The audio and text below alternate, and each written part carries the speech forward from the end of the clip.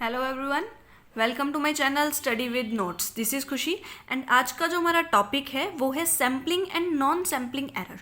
Sampling and non sampling error से पहले हम 3 वीडियोस अपलोड कर चुके हैं related to the sampling and sampling distribution. First video जो थी उसमें हमने सैम्पलिंग एंड सैम्पलिंग डिस्ट्रीब्यूशन की पूरी थ्योरेटिकल पोर्शन को किया है, जिसमें हमने सेंसस क्या होता है, सैंपल क्या होता है, ये दोनों मेथड्स को हमने डिटेल में स्टडी किया था। और साथ ही साथ हमने कुछ इंपॉर्टेंट टर्म्स की थी, जैसे कि सैंपल क्या होता है, यूनिवर्स क्या होता है, पॉपुलेशन क्या होता है।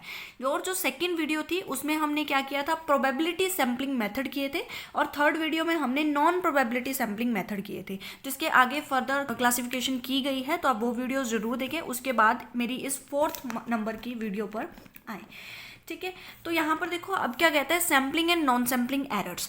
एरर्स क्या होते हैं? First question arise errors.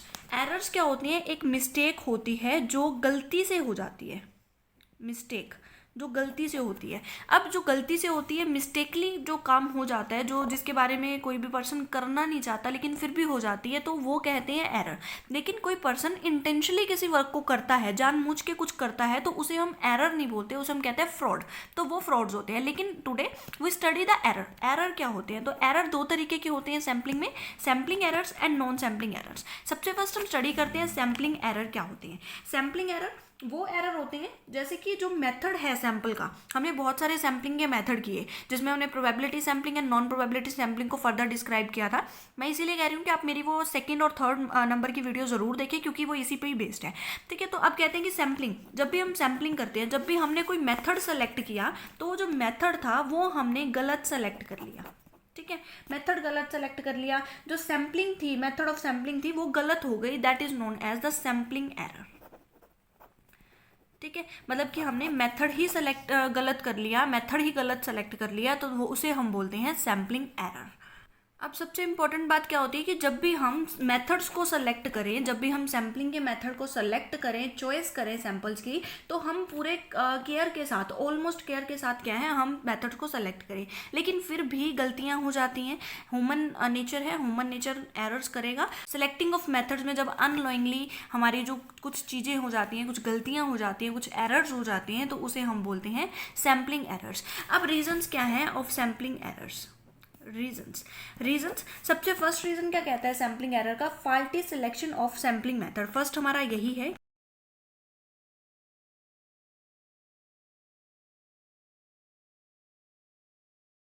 हमारा सैम्पलिंग एरर कहलाएगा अगर हमने क्या है, फॉल्टी सिलेक्शन कर लिया है किसी भी सैम्पलिंग मेथड का।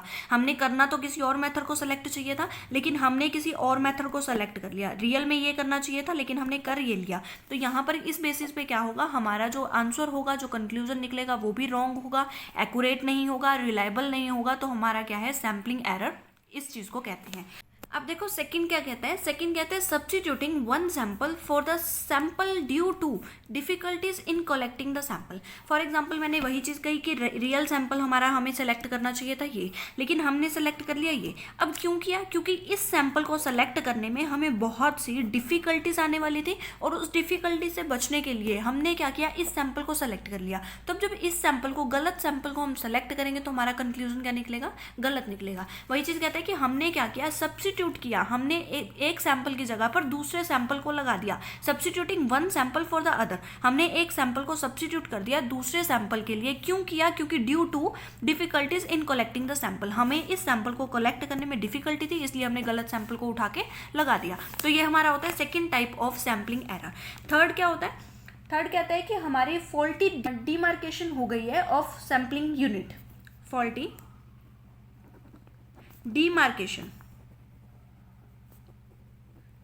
demarcation of sampling unit। अब देखो डीमार्केशन होता है, डीमार्केशन क्या होता है, हमने मार्क करना था किसी सैंपल को, लेकिन हमने किसी और गलत सैंपल पे मार्क कर दिया। हमने क्या किया, सिलेक्ट ये करना था, हमें पता है इसे सिलेक्ट करना है, लेकिन हमारे पास बहुत सारी यूनिट्स थी, हमने गलती से इसको सेलेक्ट कर दिया और इसी को ही उठा लिया। तो कई बार मार्क करने की वजह से, कुछ निशान लगाने की वजह से सैंपल होता है वो हम गलत उठा लेते हैं। फोर्थ क्या कहता है? फोर्थ कहता है कि variability of the population when the different characteristics.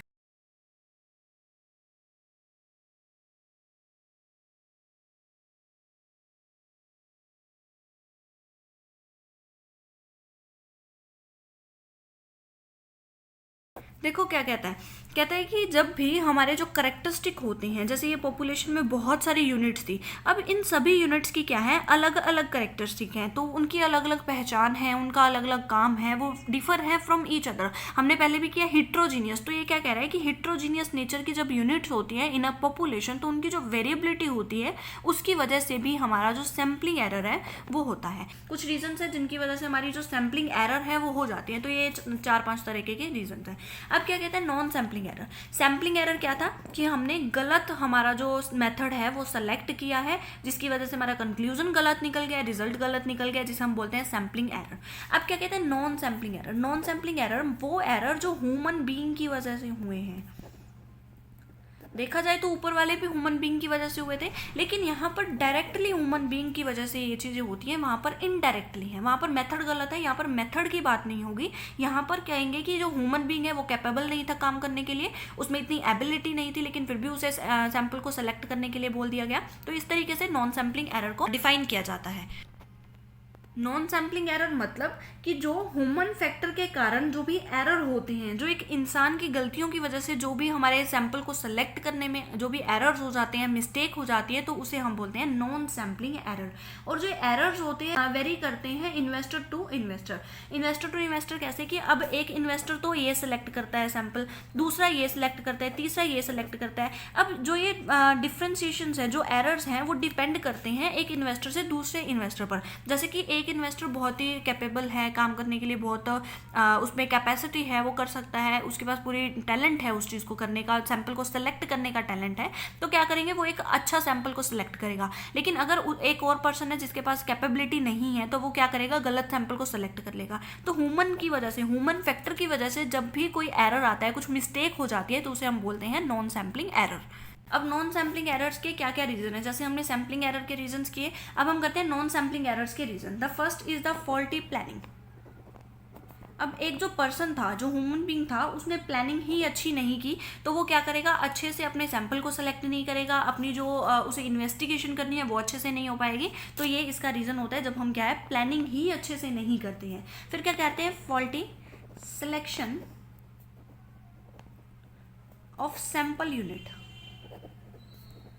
अब ह्यूमन नेचर की वजह से क्या होता है, कई बार सैंपल को गलत सेलेक्ट कर लिया जाता है, ठीक है, मेथड गलत सेलेक्ट कर लिया जाता है या सैंपल गलत सेलेक्ट कर लिया जाता है, तो उसे हम ह्यूमन नेचर, मेन चीज़ ये है कि ह्यूमन नेचर की वजह से जब ये चीज़ें होती हैं तब क्या कहलाती है, ये नॉन सैम्पलिंग एरर कहलाती है। Third, lack of trained and experienced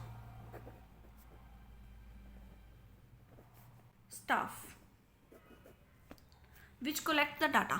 जो भी स्टाफ है जो कलेक्ट कर रहा है डाटा को, अगर वो एक्सपीरियंस नहीं है, ट्रेंड नहीं है, उनमें कैपेबिलिटी नहीं है, वो सक्षम नहीं है, कॉम्पिटेंट नहीं है किसी भी काम को करने के लिए, या फिर कलेक्ट करने के लिए डाटा को, कलेक्ट करने के लिए सैंपल को, पॉपुलेशन को देखने के लिए, अगर उन्हें काम दे दिया जाता है तो वो क्या करेंगे, गलतियाँ करेंगे, क्योंकि उन्हें पता ही नहीं है। जब एक इंसान को काम नहीं आता, उसे वो काम दे दिया जाए तो वो वहाँ पर मिस्टेक करेगा। तो वही चीज़ कहते हैं कि अगर ट्रेंड स्टाफ नहीं है, कमी है ट्रेंड स्टाफ की, एक्सपीरियंस स्टाफ की, कंपिटेंट स्टाफ की, तो वहां पर क्या होंगे, नॉन सैम्पलिंग एरर आएंगे, ठीक है। फोर्थ क्या कहता है कि negligence and non response on the part of respondent.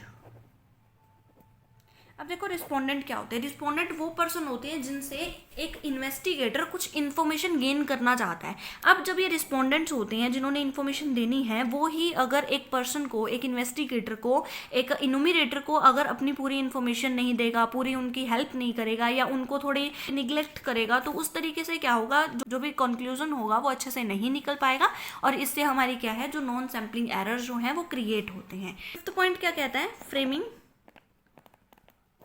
Of wrong questionnaires. देखो अब क्वेश्चनरी क्या होता है, क्वेश्चनरी एक पेपर होता है, ठीक है। एक पेपर होता है जिसपे बहुत सारे क्वेश्चंस लिखे होते हैं। जो इन्वेस्टिगेटर होता है वो इन रिस्पोंडेंट को क्या करता है, ये क्वेश्चनरी देता है। अब इस क्वेश्चनरी में बहुत सारे क्वेश्चंस होते हैं जिसे रिप्लाई करना होता है रिस्पोंडेंट के द्वारा। अब जो एक इन्वेस्टिगेटर है उसने अगर अच्छे से फ्रेम ही नहीं किया, अगर क्वेश्चनरी पे मैं एक अलग वीडियो बनाऊंगी जिसमें क्वेश्चनरी की क्वालिटीज़ होंगी कि किस तरीके से हमें एक गुड क्वेश्चनरी को फ्रेम करना चाहिए, क्या एसेंशियल्स होते हैं क्वेश्चनरी के लिए, तो वो आप जरूर देख लेना, आने वाले टाइम में मैं ज़रूर अपलोड करूँगी। तो यहाँ पर होता है कि जो हमारे क्वेश्चनरी होते हैं उसे एक सीक्वेंस में लगाना चाहिए, जो क्वेश्चन पहले आना चाहिए उसे पहले लिखो और फिर बाद का क्वेश्चन लिखो, ठीक है। तो ये चीज़ें आती हैं। तो अगर हम अच्छे से हमारा जो क्वेश्चनरी है उसको फ्रेम नहीं करते तो हमारा क्या है, कंक्लूजन रॉन्ग निकलेगा, आंसर रॉन्ग निकलेगा, रिजल्ट रॉन्ग निकलेगा, और इसे हम बोलते हैं नॉन सैम्पलिंग एरर। क्योंकि ये क्वेश्चनरी कौन फ्रेम करेगा, एक ह्यूमन बीइंग करेगा, और ह्यूमन बीइंग ने गलत किया है। ह्यूमन बीइंग की मिस्टेक जो होती है वो नॉन सैम्पलिंग एरर के अंदर आती हैं। फिर उसके बाद क्या कहते हैं, 6th, incomplete investigation of the sample सर्वे। अब हमने क्या किया, हमने सैंपल को सिलेक्ट करना था। हम क्या किया, हमने जब भी सैंपल को सिलेक्ट करना था हम एक कॉलोनी में गए, हमने एक कॉलोनी में क्या किया, इस घर से सैंपल उठा लिया, 2-3 घर छोड़ दिए, फिर एक घर से उठा लिया, फिर 2-3 घर छोड़ दिए, फिर हमने एक घर से उठा लिया। तो इस तरीके से अगर हम सैंपल उठाएंगे तो बीच के घरों का क्या पता रिप्रेजेंटेटिव सैंपल हमें मिलता वहाँ से, लेकिन हमने क्या किया, हमने इनकम्प्लीट किया। या फिर हम ये कहें कि हमने हाफ ऑफ द कॉलोनी हमने ले लिया, हाफ ऑफ द सिटी ले लिया, लेकिन हमने हाफ ऑफ द सिटी को सैंपल में इंक्लूड करना ही छोड़ दिया। तो यहाँ से हमारे जो रिजल्ट होंगे वो रिप्रेजेंटेटिव नहीं होंगे, रिलायबल नहीं होंगे, और इसलिए ये हमारे क्या कहलाएंगे, इनकम्प्लीट इन्वेस्टिगेशन कहलाएगी ऑफ द सैंपल सर्वे। तो इस तरीके के जो एरर्स हैं वो किए जाते हैं जिसे हम नॉन सैम्पलिंग एरर बोलते हैं। तो यहाँ पर देखो हमारा आज के जो है वो यही है कि सैम्पलिंग और नॉन सैम्पलिंग एरर्स क्या हैं, इन दोनों के बीच में डिफरेंस भी आप बना के लिख सकते हैं। जैसे मैंने आपको समझाया तो उस अकॉर्डिंग आप एग्जांपल्स दे सकते हैं। आप ये बता सकते हैं कि सैम्पलिंग एरर्स क्या होता है जिसमें मेथड हम सही सेलेक्ट नहीं करते, लेकिन नॉन सैम्पलिंग मेथड क्या होता है जहाँ पर हमने हमारे जो ह्यूमन बींग्स हैं वो सक्षम नहीं है किसी काम को करने के लिए, कैपेबल नहीं है, लेकिन फिर भी उन्हें वो काम दे दिया जाता है तो वो क्या है, मिस्टेक करेंगे। तो इस तरीके से नॉन सैम्पलिंग एरर और सैम्पलिंग एरर। और जो हमारी नेक्स्ट वीडियो होगी वो होगी हमारी कुछ बेसिक टर्म्स हैं जो कि सैम्पलिंग में इंपॉर्टेंट होती हैं, जैसे कि पैरामीटर क्या होता है, स्टैटिस्टिक क्या होता है, sampling with replacement and without replacement क्या होता है। तो ये चीज़ हम नेक्स्ट वीडियो में करेंगे जो कि बहुत ही इंपॉर्टेंट कंसेप्ट्स होते हैं ऑफ सैम्पलिंग। तो आज के लिए इतना। अगर आपको मेरी video sampling and non sampling errors अच्छी लगी हैं, कुछ नया सीखने को मिला, तो लाइक ज़रूर करें, सब्सक्राइब करें मेरे चैनल को, और शेयर करना बिल्कुल मत भूलें अपने दोस्तों के साथ ताकि उन्हें भी हेल्प मिल सके। Keep supporting to me. Thank you so much for listen me very carefully.